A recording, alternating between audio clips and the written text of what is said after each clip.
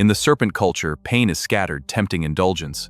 But through mindfulness and self-control, we cultivate the mind of Christ, transforming our inner world. Mindfulness and self-control.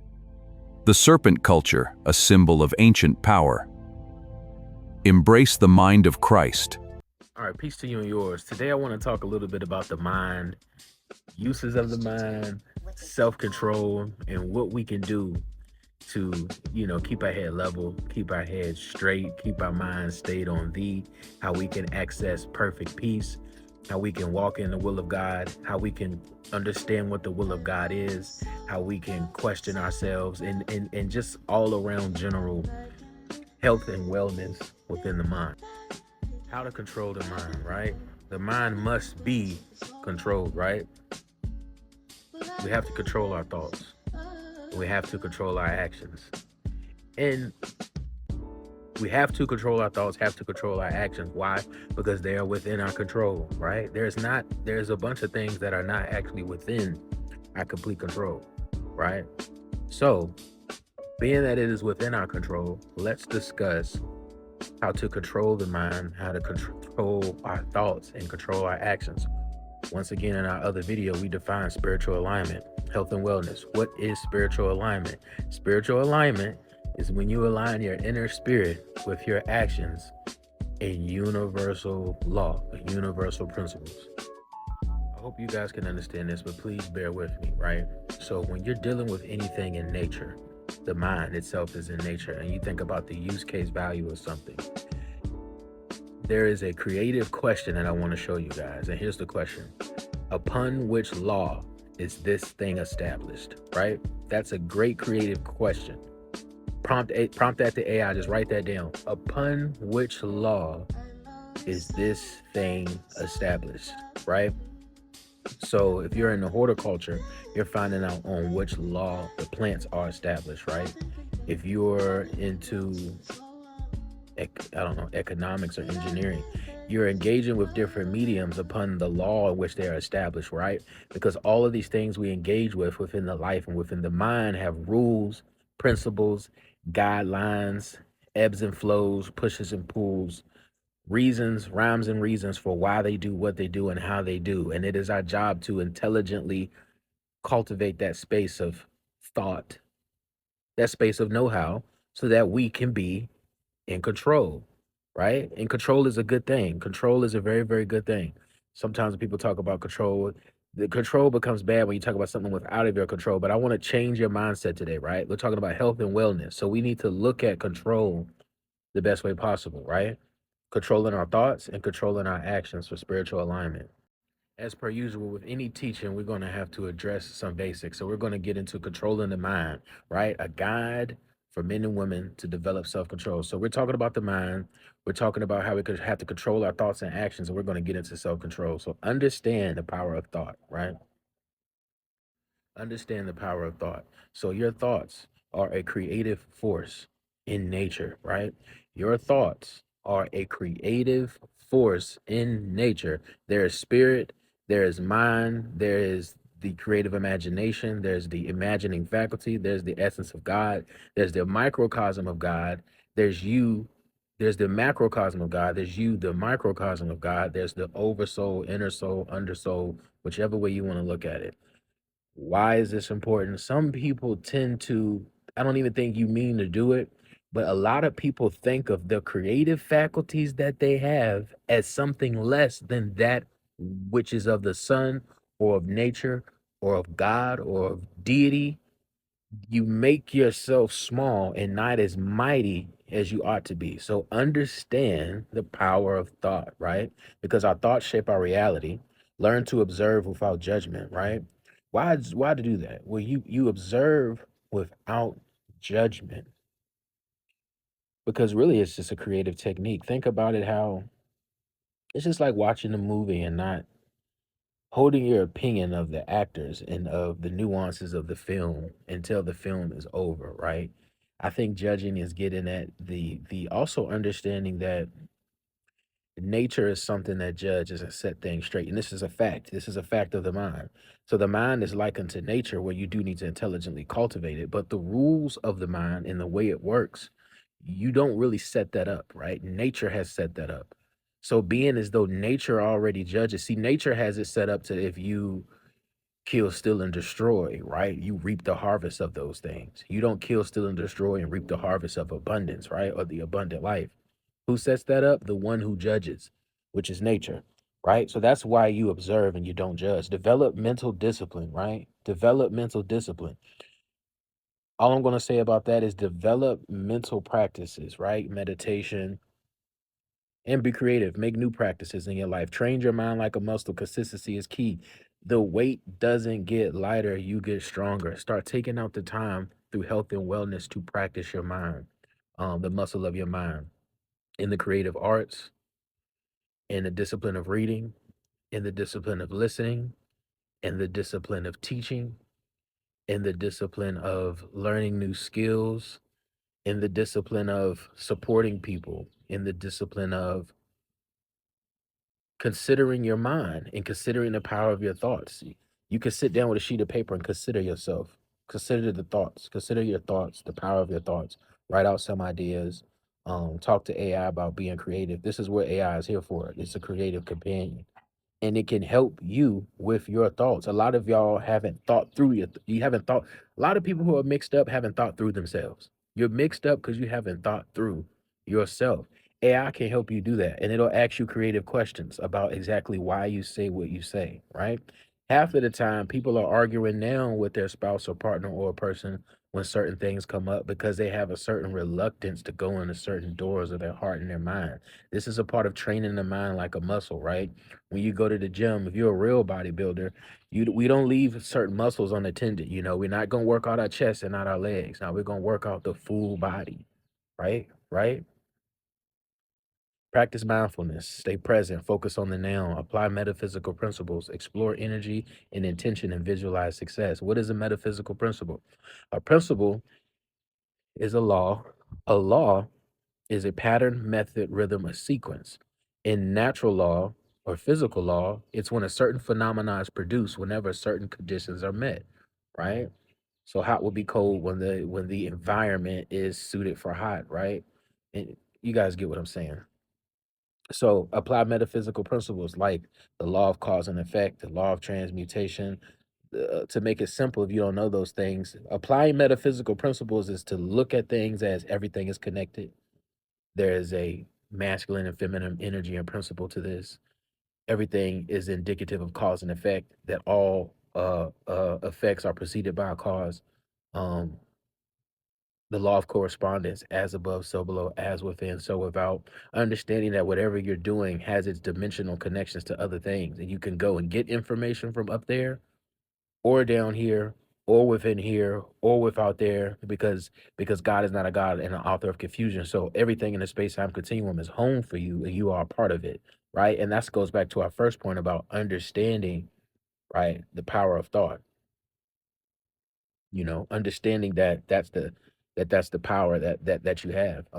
Focus on the now, stay present. I want to speak on that. Focus on the now. I think a great thing that helps me focus on the now is just understanding what the now is. Past, present, they call past, present, and future the great three times, right? The great three times are connected by the ever present now, right? So, right now, as you watch this, this is the unfoldment of a single moment in the space time continuum, connecting the past, present, and the future. So, this is why self control is so important, because we are the controlled self that is in the now, making a causation on everything around us, as is everything is making a causation on us. This is why is it important to view yourself as a beautiful creation and a beautiful being in the space-time continuum, and be thankful that you own and have and are within a mind and can express the creative thoughts of your own mind. All right, this is a little bit deep, but we're going to go through this, right? Once again, G. Taylor, define metaphysics for me. We're talking about how the truth takes place within the body. We have here mastering the mind, self control as mental and metaphysical discipline. All right, now pay attention, please. Pay attention. Mental and metaphysical discipline, self control as mental and metaphysical discipline, self control as mental and metaphysical discipline. All right. So we have mental self-control. You see essences of worry, right? Cankering, rage, will. This is you out of control. Not out of control, but you're uncultivated, right? Mind on fire, dopamine traps, right? You need to tighten up, right? So you understand that the mind is energy. So it's an energetic force for you to control and operate with. And this is where stillness comes in. Sometimes you need to go somewhere and sit and be still. We have certain mainframes and hardware and architecture and coding and algorithms that are built in that a lot of us don't cater to or build out like a muscle. So then you allow people to come in like a me and sell you things, right? No, I'm someone you should spend your money with, but there are a lot of people, charlatans, who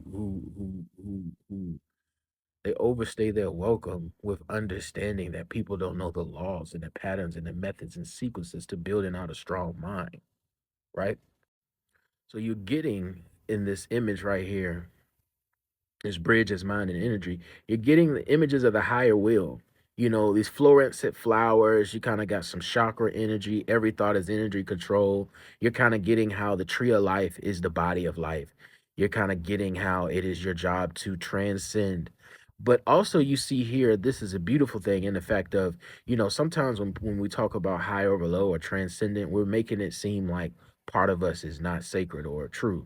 In this bridge is energy, you see all is there. There's nothing wrong with anything, right?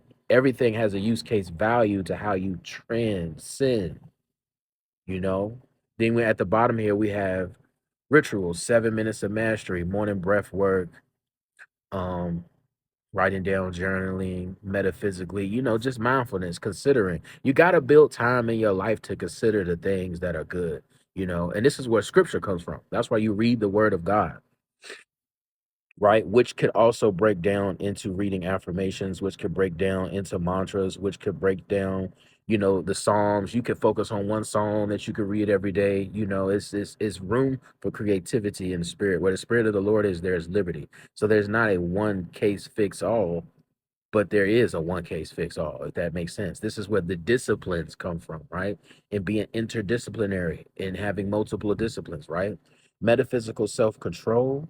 You see what I'm getting from this is you've created an aura around yourself. And we explain that. What is the aura? The aura, oh, that's beautiful. The aura is spiritual alignment. What is spiritual alignment? Spiritual alignment is when the inner self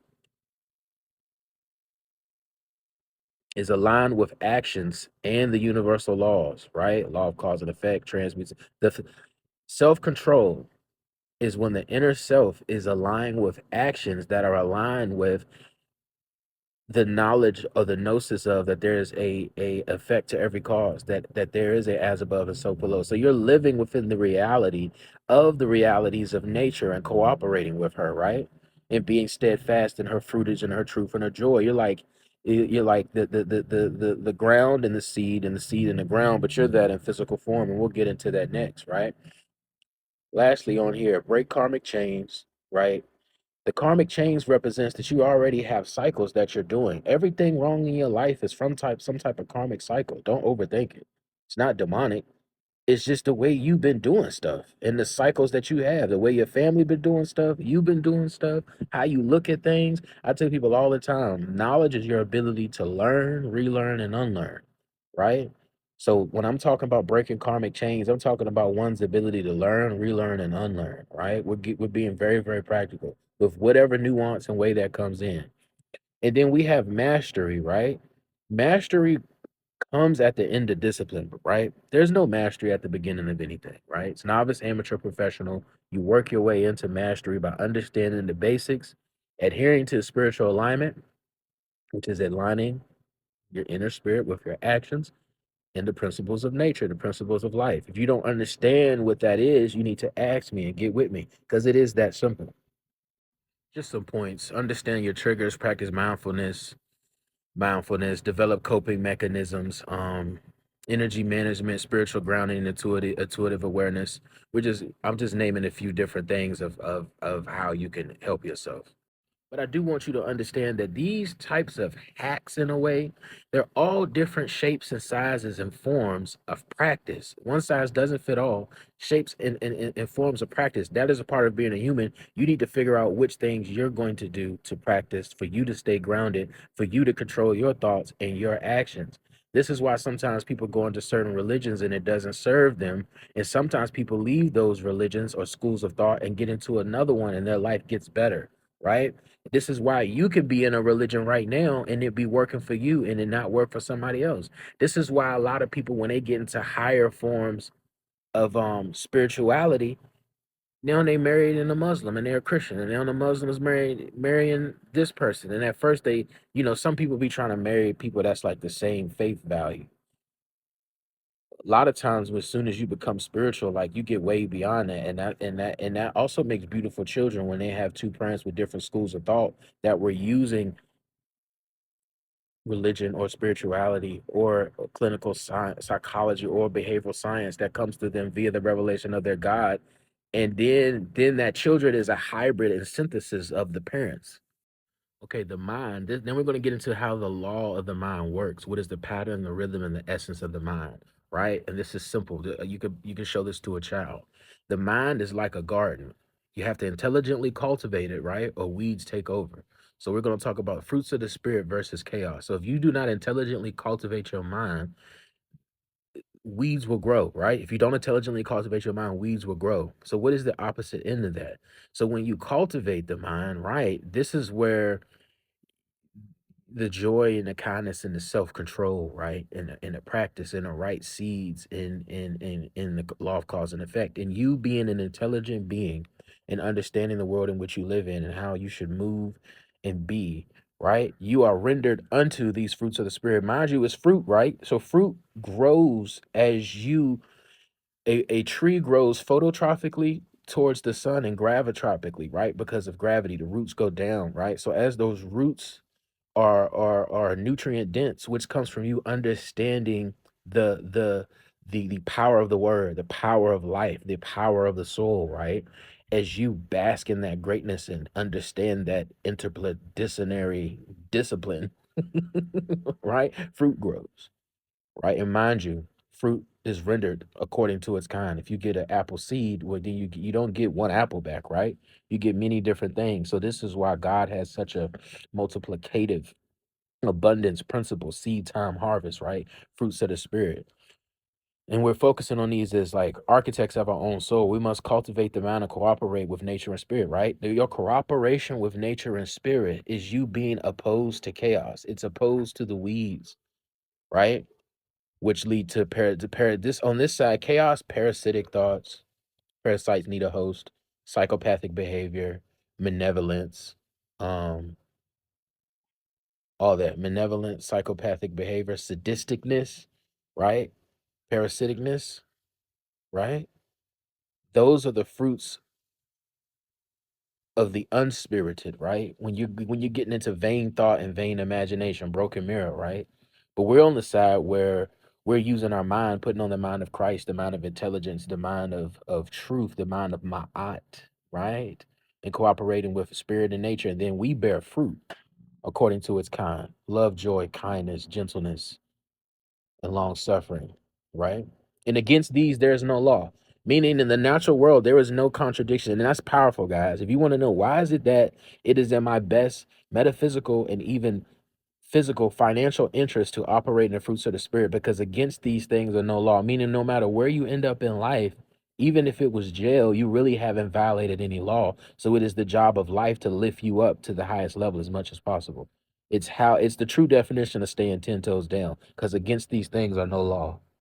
All right, let's get into the word on self-control. Proverbs 25 and 28.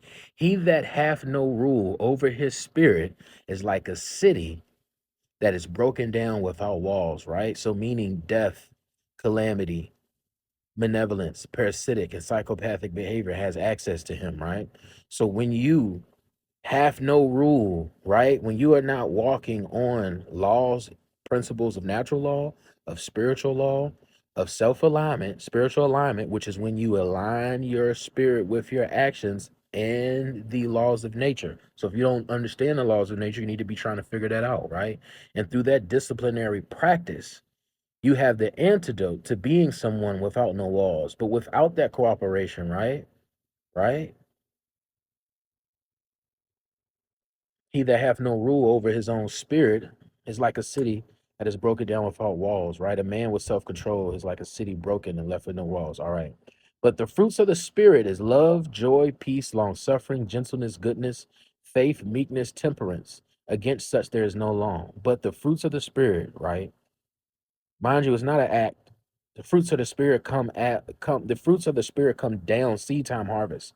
So when you understand fruit and you understand spirit, understand that seed and time is what the verse is leaving out. These things come at the end of a cycle, right? Of work that you cultivate with your hands in real life. This is why this is a full circle thing. I'm a horticultural. This is agricultural, right? Right? Right? But the fruit of the spirit is love, joy, peace, long suffering, gentleness, goodness, faith, meekness, temperance. Against such there's no law. And I want you to look at this spiritually on this level. When you're talking about, if anybody's a horticulturalist, like when you're talking about a great yield, a great high level of production, these are productive words, right? Just like if we were making clothes in a factory or making any tangible good of excellence, right? This is a tangible good of excellence of the spirit: love, joy, peace, long suffering, gentleness, goodness, faith, meekness, temperance. Against there is so no, against such there is no law. So we're talking about the divine essence of excellence being practiced out. So don't act like you don't know exactly what you're here to do when you deal with me, because I'm telling you what that is, right? Very strategically. 2 Timothy 1:7, for God hath not given us a spirit of fear, but of power and love and of a sound mind. Now, mind you, love, joy, peace, long suffering, gentleness, goodness, faith, meekness, temperance. Against such there's no law. These high places of excellence, why, well, God's not an author of confusion. So so why does the fruit come out that way? Because that's in the very nature of light, the very nature of life. How? 2 Timothy 1:7, for God have not given us a spirit of fear, right? So it's not given, there's no spirit of fear within the man. There's no spirit of fear that is within the life of man or life in and of itself. Even if men weren't here, that's not how it works. Things work by law, not by a spirit of fear, right? But, and not only that, there's specific things within us. There's specific things about what is in the nature of us, right? Power and love and a sound mind. I always tell people love is a cosmic phenomenon, and its joy is in the joy of giving and needs no return. Evil is vain imagination, and it is the results of man's vain. Evil is the result of man's vain imagination. Why is that important? Because it is the nature of the universe to be powerful and of love and of sound mind. Mind you, the universe is a mind, right? You can hear yourself when you get quiet. You can still hear your thoughts and hear around you. You can talk to yourself. That spirit is forever. And you haven't been given a spirit of fear, but a power of love and a sound mind. You know, the sound mind is the void of which all creation was prompted into being. It was out of void. It was out of the abyss. But what was in the nature of this abyss? It was power and love, a sound mind. You guys get it, right? Sound also means environment, or means echo, or means reverberation. It means light. These words are very, very powerful, right? And they have very, very indicative states of reality. So don't let this stuff, just run over your head. First Corinthians, every man that striveth for mastery is temperate in all things. Every athlete that exercises this control in all things, right? So, and every man that striveth for mastery is temperate in all things, right? So we should strive for mastery. We should strive for mastery. It's what you're here to do. And it's what you're here to do. Why? Because things come from mastery. Things already come from power, love, and sound mind. From it amazes me how when we have these natural phenomenons of nature and of mathematics and STEM and the realities of the dimensions of the universe, what we know and what we don't know, how people tend to still think very negatively, as if we've even exhausted what we have an opportunity to excel with. All right, self control lines up with how things actually work physically. It guards your health and your strength spiritually. It keeps you standing firm instead of crashing. That's the pattern, right? So, the law, what we're getting out of it, what do we get out of self control? It will line up, right, with how things actually work. Self control will line up with how things actually work within the garden of life and the garden of mind. Physically, it guards your health and strength. Spiritually, it keeps you standing firm and instead of crashing, right?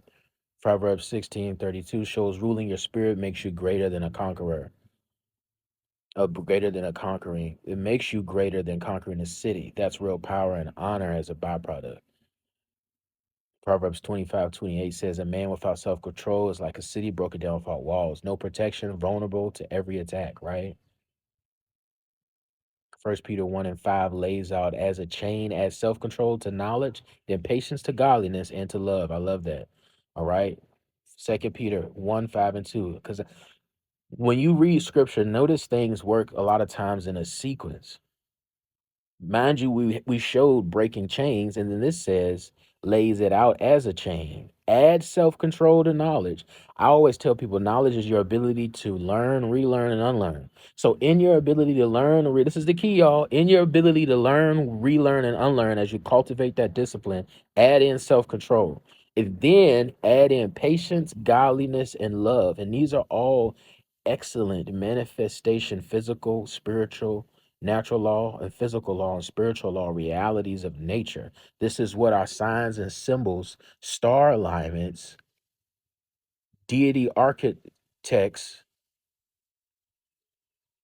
and our esoteric wisdom, our scriptures, right? In the codexes that we left for our ancestors from our ancestors and that we are leaving, this is what they're for, right? So we can walk in that amount of authority. Once again, the mind is a garden and it must be intelligently cultivated or it will run wild. And you get the fruits of the spirit, right? For proper husbandry. Everyone, we get love, peace, patience, kindness, greatness, right? Gentleness, long suffering, right? For walking in godliness. Cleanness is next to godliness. Keep your garden clean, keep your mind clean, keep things ordered. And if we do not, we will grow into malevolence, sadistic, and parasitic and psychopathic behavior. Those are very extremes, but within these two extremes lie all the grades of men and character. All right, now it's fitting to get deep. Matthew 10:16. Behold, I send you forth as sheep in the midst of wolves. Be ye therefore wise as serpents and harmless as doves. Jesus spoke these words while sending his disciples into a hostile world. The instruction is clear and esoteric. Move with the perceptive, strategic, awakened awareness of a serpent while keeping the pure, innocent heart of the dove. It is not a call to deception, but to discernment, heightened perception without malice. This perfectly echoes the deeper serpent symbolism we have been exploring. The same primal force that can tempt or poison can, when rightly understood and lifted up, become a source of healing, vision, and wisdom. So we have to address serpent, the serpent, and serpent culture and how it connects to scripture because it is a symbol of self control. All right, here's a little visual of a seven-headed serpent all over the world, right? We're talking about serpent culture in Kemet, Mexico, India, and Siberia, right? Talking about the serpent culture. Serpent culture, meanwhile, in scripture in Matthew, is said to be wise as serpents and soft as doves. If you know, you know, but with the seven-headed serpent, you also get the seven great rivers. The tree and the serpent. This work would seem incomplete if I omitted the tree and the serpent. Innumerable legends about the serpent and the tree are found in religions. The tree is invariably called the tree of life, and the serpent entwining it, tempt, tempter, or whatever else signifies Satan. The tree and the serpent started as a legend that then gradually drifted into myths. The climax being reached when the tree was credited with the fantastic crop of apples. These apples became necessary to carry out the myth, for how otherwise could the Satan tempt Eve to eat the apples and Eve tempt Adam. They were needed to accomplish this downfall of Adam. By this action, poor woman has been made the cause of every ill baffling mankind. It is a monumental piece of cowardice on the part of man to put that responsibilities on the shoulders of women. The irony is that a man and not a woman was to blame. The Eve alibi has stood for nearly 3,000 years, but it must now be set aside. Had Ezra been able to read correctly the symbols which appeared in the writings of Moses, he would have given a very different version of the willy old serpent in the tree of life. The small vignette comes from a sacred inspired writing of Mu. These sacred writings teach that there is only one real life on this earth, which is the soul of man, in which these writings sometimes call the man of the inner man. It was taught, yes, the man of the inner man. I think that's what it says. Yes, and so my connection here is for you guys to understand that this serpent of life is self-control, right? The serpent is actually connected to the tree of life, right? So that's something that they got mixed up in modern Christendom, right? It's much older and it's much more of an esoteric secret. And mind you, the truth is hidden in plain sight. It's not a secret, but it is a secret because you have people teach it in another way. But the serpent in the tree of life, right, in the land of Mu, which predates the biblical timeline, these things go together. This is one synonymous symbol, which makes sense because if you understand the laws of nature, right, understand this is a tree, so it grows both phototropically and gravitropically. Photo means light, right? Gravitopically means down into the ground, right? And as you control and have self control, right? Understanding the tree bears fruit, understanding patience, gentleness, kindness, meekness, love, self control, right? The ascending of over the lower natures into the higher natures, right? We talked about spiritual alignment, which is when you align your inner spirit with your actions, right? And then universal law, which a tree is an example of universal law because seed time harvest is the cycles and systems of life are here for us to notice, watch, bear fruit, and then we take the laws and rhythms of we take notice and take heed of what God is doing in nature and we cooperate with that, and then we bear even more fruit, right? Full circle analogy. This is why serpent culture is way more important than biblical culture, to be completely honest. So we'll go further into that. All right, look at this serpent. The secret of light. The principle of love is desire to give. The law of love is a rhythmic balance, interchange between all things and re-givings. The symbol of love is a wave of dual light which gives and re-gives equally and rhythmically. This is a very famous symbol all over the planet, and I want you guys to understand that it represents star alignments, right? So this is the zodiac wheel, right? It revolves around a pole star, aka the great mother moon. The pole star, which is a north star, is so bright that it looks like a cross. It's a cross in a wheel, right? So yes, the cross and the go together, okay, because they work together in the same system. Did you know that? Did you know a cross, right? Like the cross of Christianity goes with the soie, right? Because they work together and they form the same system. So this brings a lot of depth to mind, self-control, and to be wise as a serpent, soft as dove. I done decoded this thing. Pay attention, please. All right, more wisdom, right? Higher self, being, soul, being with higher self. What is it to be with the higher self, right? The alignment, the self-control, the understanding of the phototropic nature of a tree and the gravitropic nature, aligning yourself with spiritual law in your actions, right? Considering that being on which upon which law you establish, right? Wind, water, soul, sun, right? All of the elements that we need to survive. And as we cooperate, see, this image is so simple. As we cooperate with what God is doing, right? We grow into the fullness of our being. The serpent or naga lives in the body, cold at the root in the nervous system, in the primal creative force. When approached with wisdom and purity of intent, wise as serpents, harmless as doves, this same energy rises and illuminates the mind. What begins as instinct in life force becomes gnosis, knowledge, direct knowing, an eventual union with the cosmic mind, mind of God, ma'at, truth, consciousness, Christ consciousness, Yeshua, the mind of God. This is why both the Bible and the Naga traditions treat the serpent with such reverence and caution. It is intelligent fire. Misused or suppressed, it distorts. Misused or suppressed, it distorts. Honored and raised with discernment and innocence, it becomes a very vehicle of awakening. In your path, the alchemy of contraction, the feminine principle as architect, the rising of the inner light, and the quest to align personal consciousness with the divine mind, the Naga and the biblical serpent speak the same truth.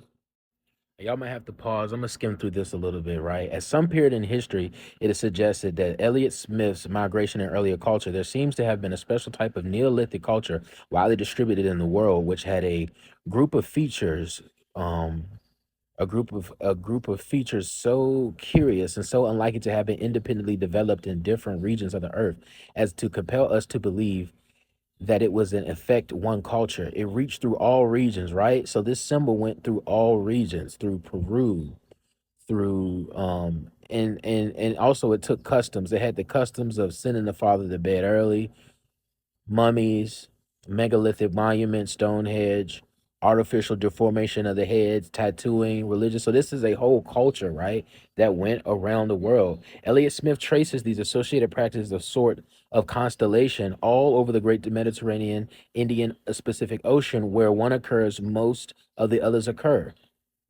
They link Brittany and Borneo and Peru, but is a constellation of practices does not crop up in the primitive homes of Nordic or Mongolian peoples, nor does it extend southward much beyond equatorial Africa, right? They link Brittany and Borneo and Peru, but this constellation of practices does not crop up in primitive homes of Nordic or Mongolian peoples, nor does it extend south, right? Or much beyond the equator, right? For thousands of years, from 15,000 to 1000 BT, such as a Heliolithic, Neolithic culture has been brown as possessors, may have been oozing around the globe through a warmer regions of the world, right? Drifting by canoes, often across wide stretches of sea, right? Just wanted to say that, and mind you, look at that. Look at this timeline because we're gonna get into this timeline. Now I'm going off on a little bit of rant, but I'm giving more evidence to the power of the mind, the serpent, the tree of life, and self-control. We're here today to talk about self-mastery, health and wellness, self-control, and how to use the mind and how to operate and use the mind as opposed to chaos, but into order, universal order, and defining what that is. Stay on point. All right, in the book of Genesis, the serpent is more subtle than any beast of the field, cunning, wise, and a catalyst that awakens humanity to the knowledge of good and evil, duality, and self awareness. Esoterically, this is the activation of the lower mind and descent into the material experience. Yet at the same tradition redeems the symbol. Yet the same tradition redeems the symbol. Yet the same tradition redeems the symbol. Numbers 21, 8, and 9. Listen, people. Moses lifts the bronze, the serpent on a pole. Whoever looks upon it is healed. This is the classic exoteric image of the rising serpent energy from based instincts to redemptive vision, right? John 3:14 and 15. Jesus explicitly links himself to this. And Moses lifted up the serpent in the wilderness, even so much as the Son of Man be lifted up. The implication is transmutation. The same force that can tempt or poison can heal when elevated. All right. So what I'm doing here is I've given you the keys to thought. I've given you the keys to the mind. I've explained how the mind is likened unto a garden. I may go into the different uses of the mind before I get out of here. But we got stuck in the serpent culture because the serpent culture is indicative of self-control and the control of oneself. So we took the control of oneself and the literal serpent and hidden hid it or esoterically and exoterically weaved it into the signs and symbols of our artifacts, and we deduced it in nature, just like we brought up the star constellations, right? In the Great Big Dipper, which is actually the swa is a cross and a wheel, right? And they actually represent the same system in nature. So on here we have a serpent timeline, visual timeline. I just want to show you guys 3100 BCE. So this is about, I think, 5,000 or so years ago. And I just wanted to give you guys a timeline and some perspective on something that I'm about to show you next. So I have Monacan Indian, so-called Monacan Indian ancestry here in Lynchburg, Virginia. I had looked up a while ago how long my ancestors in that degree had been here, and they have been here over 20,000 years. So let's read. I want to read this because this is 20,000 years would be about 17,000 years before the biblical timeline. So archaeological evidence shows people living in Virginia as far back as 18 2000, 20,000 years ago, pre-Clovis culture, with notable sites like Cactus Hill and Sussex County. This aligns closely with the time frame you mentioned. The Monacan Indian Nation and their ancestral peoples, Eastern Siouan-speaking groups of Piedmont and Blue Ridge, are part of the deep continuum. Official sources, including the Monacan nation itself, state that their ancestors have inhabited the region for more than 10,000 years. Some references describe Monacan related occupation of key sites, like the historic capital Roswick, spanning hundreds of generations. Broad human presence in Virginia 18,000 to 20,000 years ago, right? Powerful. Now, what makes this profound is while the global serpent symbolizes was traced to Urias in Egypt, which is this specific timeline we're talking about 5,000 years ago, Nagas in Vedic India, etc., are ancient. The indigenous stewards of this specific land have been in relationship with it for nearly four times longer, right? So the history in my area is four times longer than the some of the history that I presented to you today. Now, and I want to say some of it is not my doing. I think that modern science is not willing to at this time allow all of the bridges in synapses and the ways that which information needs to synthesize. We're not doing that and presenting it to the people, right? So the connection here is this deep time matters for the themes we've been exploring. Many Native American traditions across the eastern woodlands and beyond hold the serpent or honored serpent, underwater panther figures as powerful signs of earth and water energies, and many many other things, as you see. My point here is I'm making it full circle. I'm a metaphysical teacher, so I talk about how the truth takes place within the body. But for those of you that always want me to kind of jump into a little bit of history, I'm giving you the history right now of the serpent culture of the mind. And by the way, this serpent and mind culture, this is full agriculture of the mental mind, right? Which should be in tandem with full agriculture of the physical ground as well. And this is why Hebrew was an agricultural language, right? This is why these signs and symbols of spirit and of life are full circle. We're to take this inner spiritual technology, this inner spiritual AI or Ark of the Covenant of the principles of the way things go, and use them full circle, multifaceted, multidimensional in our life. That is to be a spiritual being, right? Walking in the wisdom and walking in authority and walking in the light of God, right? Set that mind on thee and keep you in perfect peace, and being not conformed to this world, but being ye transformed by the renewing of your mind. And now you see an image like this could have been taken a whole different way if I showed it off gate. It's spooky to people, which is really, I think what I did here is very pivotal because some of this stuff is quote unquote spooky to people. But now that I've given you all the background and the history, you can really see how the cross, right, and the serpent and the unk and all these different things, why they go together, right, in a very orderly fashion, right? So be ye transformed by the renewing of your mind, right? We put on the mind of Christ. Some people don't want to see these images and hear about Christ, but this all makes sense, right? Right? Be wise as serpent, be soft as doves. I'm telling you that this indigenous culture is about four times beyond the scope of Matthew saying, "Be wise as serpents, soft as doves." So this is a full circle moment of learning in real time, connecting scripture to nature and nature to scripture, scripture to nature and nature to scripture, the essence of the mind, history, artifacts, signs, symbols, dates, times. You know what I'm saying? This is a beautiful world. It's a beautiful system. We're going through a lot. We've been through a lot, but we have, messages. If that eye be single, that body be full of light, understanding the inner eye. This eye up here represents you aligning your inner self, your inner line, your inner life, your inner lies. Yeah, you do. This is facts though. Align your inner lies with your actions, right?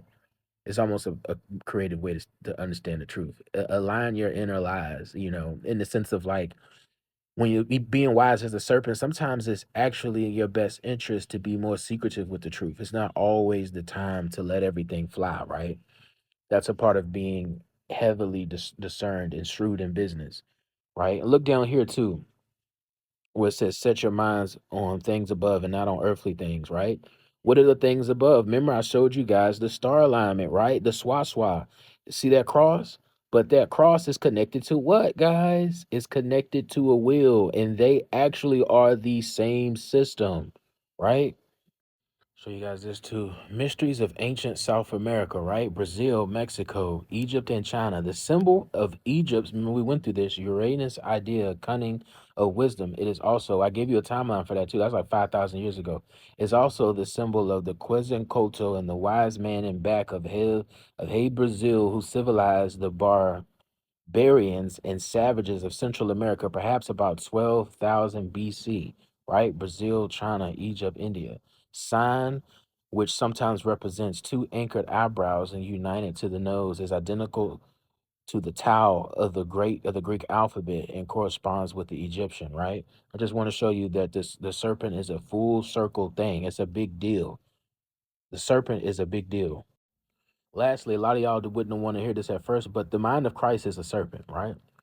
Because the tree of life is the tree, and the snake going around the tree was self-control. So you get the fruits of the spirit.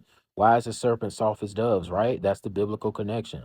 The mind of Christ, the Romans 12:2. I beseech you, therefore, brethren, by the mercies of God, that ye present your bodies a living sacrifice, holy and acceptable unto God, which is a reasonable service. But be not conformed to this world, but be ye transformed by the renewing of your mind, right? World, mind, ma'at, renewal.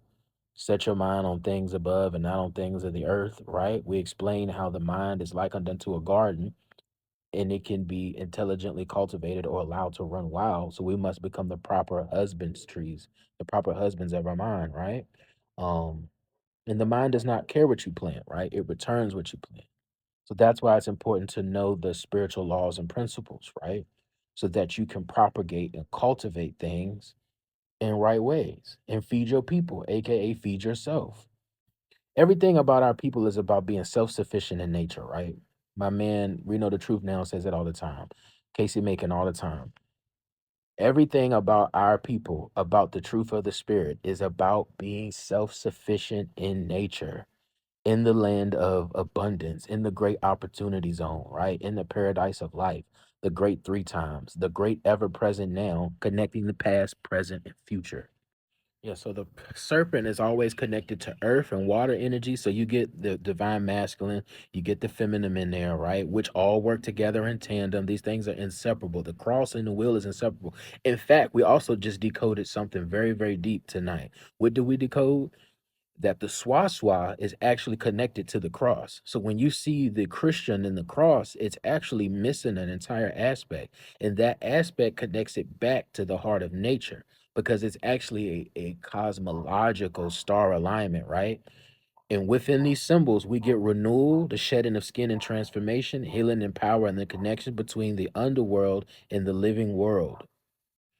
The Virginia indigenous history predates the biblical timeline by roughly 4,000 to 17,000 years. Virginia's deep human history, archaeological evidence from sites like Cactus Hill, right, and Sussex County along Nottoway, shows human occupation back to 18 and 20,000 years ago, along with the oldest reliable dated pre-Clovis evidence in North America. The Monacan Indian nation and related Eastern Samoan ancestral peoples of the Piedmont and Blue Ridge have been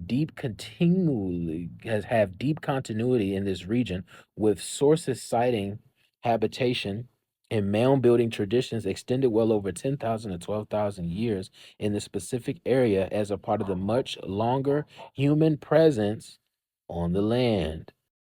Biblical timeline. The oldest known fragments of biblical texts was the 7th century BCE. Major composition of the Hebrew Bible text spans roughly to 8th to 2nd century BCE. The stories and patriarchal traditions of the Abraham getting the Abrahamic traditions traditionally placed in the early second millennium BCE, around 35 to 4,000 years ago at most. Simple subtraction using 20,000 year figure, right? We just uncovered the destiny swap, one of them, many of them. And you can see how there's a lot more gaps need to be filled in. Doubling down on my point, 20,000 years ago, 3,500 years ago, early biblical patriarchal era, 16 to 5 16,500 years earlier, right?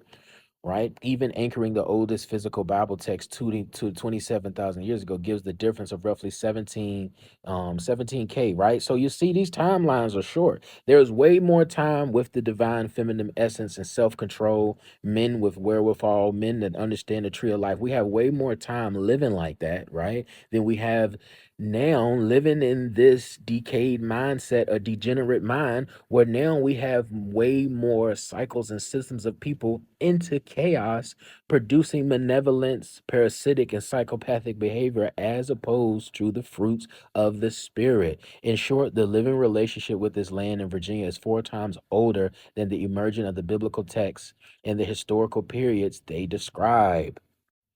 Important context. The Bible is a specific sacred text and covenant story rooted in ancient Near East, Levant, Mesopotamian region. It does not claim to be a complete global history of every people or land. Its timeline is focused and relatively recent compared to the deep time human presence across the Americas. Many indigenous traditions worldwide, including those connected to the land of Virginia and the eastern woodlands, carry their own profound wisdom about serpents, transformation, renewal, water, earth powers, and the intelligence of place. These parallel the global archetypes we've been tracing of Urias, Nagas, and Kundalini, wise as serpents. The serpent as an intelligent life force, healer, and bridge between worlds across cultures because it speaks to something universal in the mind, body, and cosmos, right? And that's a part of the truth. What is the truth? The truth are usually principles and states of being in the inquisition acquisition of thought that are all work within the body, mind, and cosmos, right? That's why in homeostasis the body balances towards equilibrium, right?